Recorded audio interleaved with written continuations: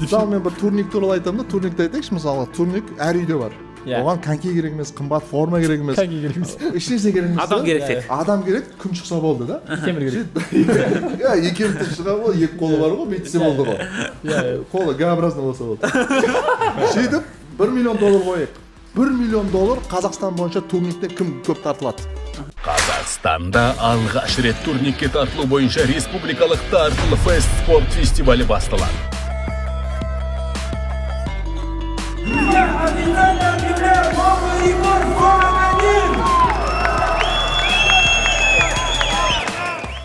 Баршаңызға ассалаумағалейкум, байланысты Азамат Сапар.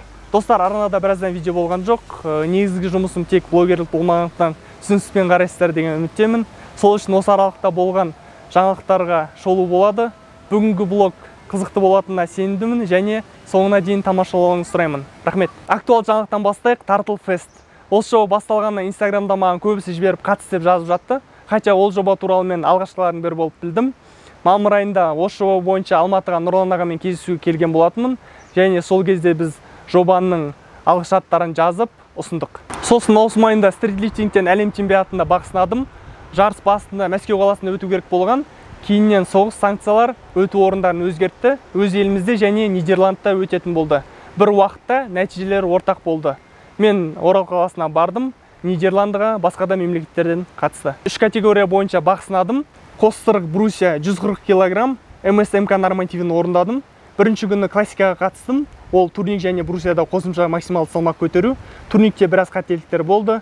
Жарыстың екінші күні мультилифт сайысында ол плюс 32 кг-мен турникте және 48 кг-мен брусья жасау. Толық қалыпқа келе алмадым. Оның үстіне шыдамдылыққа жұмыс жасалмаған. Бұл қос жаттығу нәтижесінде мастер спорта атағын орындадым. 2019-дан бері жарысқа қатыспағанның әсері болды. Жалпы нәтижеге қанағаттанбасам да үлкен тәжірибе алдым. Нәтиже брусьядан 1 алтын және мультилифттен 1 қола. Әлем чемпионатына дайындықта тек ауыр салмақтармен жұмыс жасадым. Шыдамдылық өшіп қалған. Шілденің басында жарыс анонс жасады. Ал мен жарысты біле тұра шыдамдылықты дамытпағанмын. Қазақ айтады ғой, екі кеменің басын ұстаған суға кетеді деп. Бір жарысты екіншісімен қабаттастыра дайындалу болмайды. Мүмкін ондай болған жағдайда екі жақтағыдай нәтиже төмен болар еді. Сонымен жарысқа дайындыққа да кірісіп кеттік. Өзіме жаттығу бағдарламасын құрып алдым. Қыздыруындан бөлек негізгі 5 подход максимумға жасадым. Және әр жаттығуымды жазып, жоспарлап отырдым. Осы ретте телефонға арналған ыңғайлы бағдарламалар іздедім. Арасында ең ыңғайлысы Assetsis деген приложение екен. Қазір телефонда толығырақ көрсетейін. Міне осы бағдарлама. Осында барлық жаттығуларыңызды жазып, жоспарлап отырасыздар және прогрессті де байқауға болады. Басқа қолданушылардың да жаттығу бағдарламасын қарап қайталауыңызға болады. Сіздерге де қолдануға кеңес беремін. Сілтемесін описаниеге және закрепленный комментарийға қалдырамын. Кейін білім алу мақсатында Алматыға келдім. Мұнда фитнес жаттықтырушы курсын оқып жатырмын. Қазіргі уақытта да Алматыдағы Тартыл Фест 17 шілдеде өтті. Осында қатысқым келген, бірақ жұмысыма байланысты үлгермейтін болдым. Алматыға жарыс өткен соң тек 18-не келдім. Жарыс 23 шілдеде өзіміздің Шымкент қаласында өтетін болды. Сонымен Алматыдан Шымкентке жол тарттық. Шымкентке келдім, күн әдеттегідей өте ыстық. Ертесіне жарысқа келдік, адам көп, жарысқа тіркелдім. Жарыс мұз сарайында өтті. Жарыста қатысушылар көп болды. 6 жасар баладан 66-дағы қартқа дейін қатысты. 2081 қатысушы жарысқа өтінім берген екен, сайыста 624-ті бақ сынады. Жарыстың ашылу салтанаты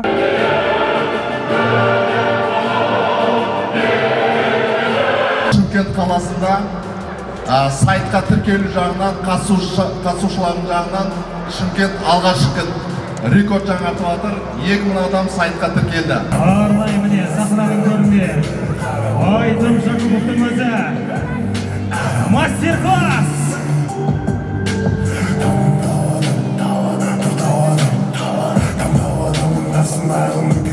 Қайда Шымкент!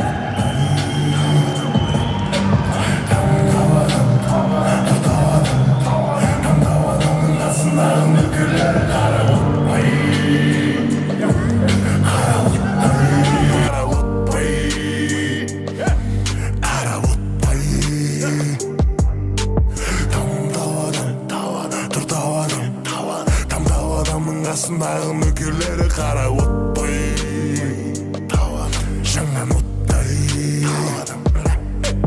там адамның қасындағы нөкерлері қара оттай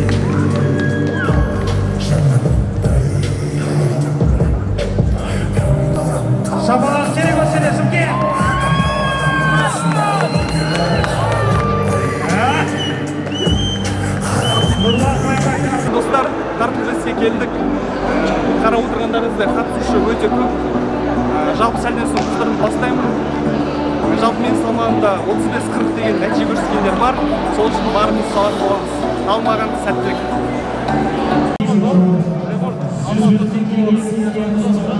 Бүгін жоспарлап келдім. 80 категорияда болған университетте олып. Көреміз енді барымыз салымыз көреміз. 40-тан асыруға барымыз салымыз. Бірақ бәрі қиын болады. Негізі 85 категорияға шығамыз.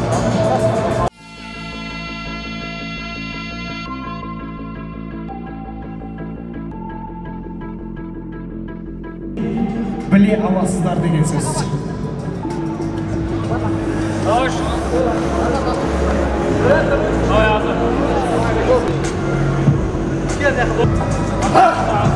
Давай, Аспа.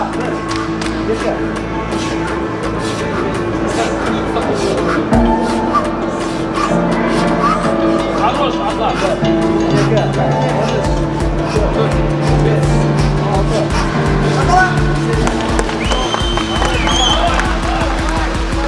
Тамаша, блин. Кәдімгі қиқуат мәшінге! Айтымызы!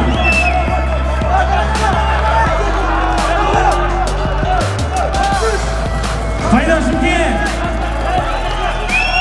Ал осындайда қолдайық бауырымызды! Нағыз шымыр Шымкенттің!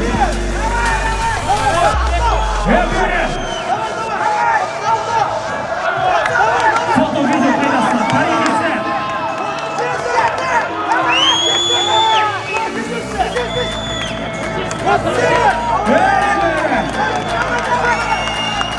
Намыс тілерме бауырым!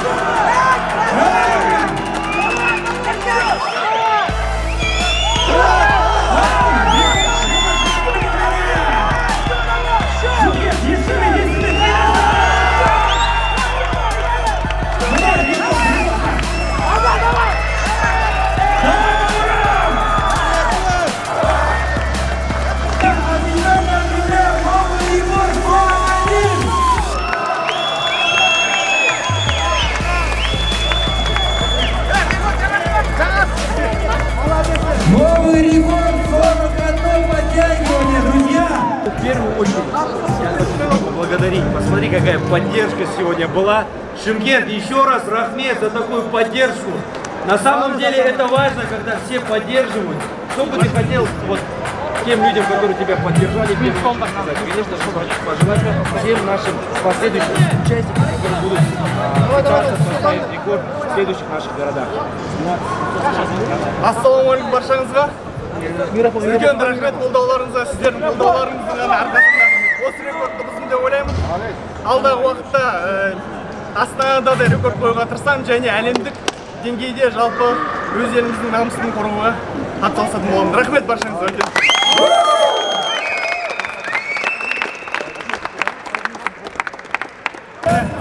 Ал бірінші орын әрине ол Сапар Азамат.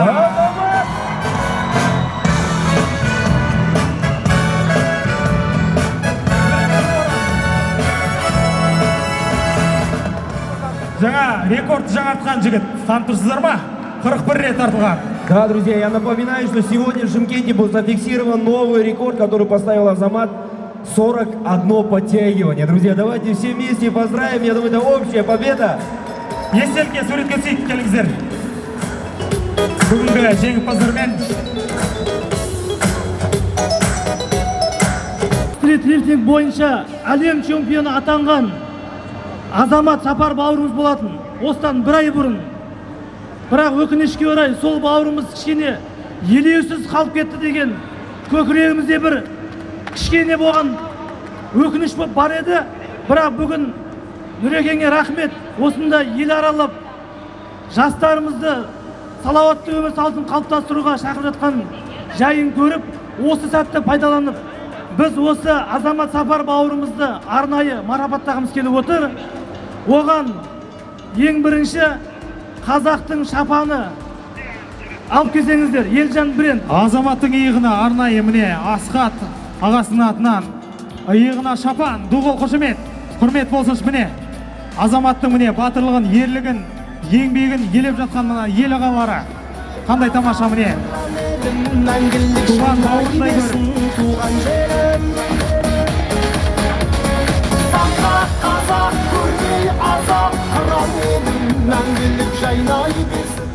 Бұл енді қазақ орамал тон болмайды, жон болады дейді. Бұл әрбір қазақтың үстінде киіп жүретін шапан. Сондықтан осы Елжан бренд шапанды арнайы табыстап отырмыз. Екінші, спортсмен әрқашанда ол қай жерде болса да, түзде болса да, үйде болса да шынығып жүреді. Сондықтан World Class-тың атынан Абжанов Тұран деген бауырымыз, сол World Class-тың басшысы, арнайы World Class-тың 1 жылдық абонементін сыйлап берген болатын. Соған табыстап етейін деп жатырмыз. Арнайы міне азамат бауырымыз үшін World Class 1 жылдық сертификат. Жарыста марапаттау барысында күтпеген жерден тосын сый болды. Ізгілік қайырымдылық қорының басшылары Асқат Осман ағаларым шапан жауып, World Class-тың жылдық абонементін сыйға тартты. Шымкенттегі World Class-тың басшысы Тұран Әлімханұлына алғысымды білдіремін. Біткен іске сыншы көп дегендей, рекорд бар болған 41 етақпа, техника нашар деп сынап жатқандар да бар.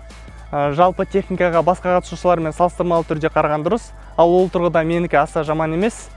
Бұйырса күзде 20 қаланың жеңімпаздары астанамызда жиналып бақ сынайтын боламыз. Қазір дайындық үстіндемін, бұйырса жақсы нәтиже көрсетуге тырысамын. Әрине финалда сіздердің айтқандарыңызды ескеремін. Бұйырса бұдан да жақсы техникада орындауға тырысамын. Ал рекорд саны аз деп жатқандарға айтарым. Шынын айтқанда карантиннен кейін воркауттың дамуы бәсеңдеді. Көп воркаутшылар сынып қалды, жарыстар болған жоқ. Соның да әсері қазір таңғаларлық нәтиженің болмауы. Ал біз карантин уақытында керісінше еселеп жаттықтық. Оған себеп ізгілік қайырымдылық қоры ауылымызға салып берген воркаут алаңшасында қысы-жаз дайындалдық. Осыған дайындалған мен ғана емес, досым және шәкірттерім де нәтиже көрсетіп жатыр. Шәкіртім Нұржігіт 36 рет тартылып, Түркістан қаласының рекордын қойды. Бізден шығып жатқан чемпиондар осы ізгіліктегі Асқат Осман ағалардың да еңбегі деп білемін. Тартылып тест қазір тек 6 қалада болып өтті, алда 14 қала бар. Осы ауқымды жобаға барлығыңызды қатысуға шақырамын. Әлі рекорд жаңарады, әрі басқа қалаларда дайындыққа көбірек уақыт бар. Оның үстіне мен ауыр салмақта болатыр осындай нәтиже көрсеттім. Алда 14 қаладан осы рекорд жаңартады спортшы табылатына сенімдімін. Осындай ауқымды жоба үшін Дара қоры басшысы Нұрлан Нұғманұлы Қоянбаевқа алғысым шексіз, және Айтым Жақұповқа командасына алғысым білдіремін. Достар, осымен видео соңына жетті. Ал әдеттегідей видео ұнаса лайк басып, арнаға жазылуларыңызды сұраймын, және мен жоғалтып алмас үшін Инста аккаунтыма жазылуыңызға болады. Сіздерді сол жақта күтемін. Арнамнан алыстамаңыздар, жақсы сау болыңыздар.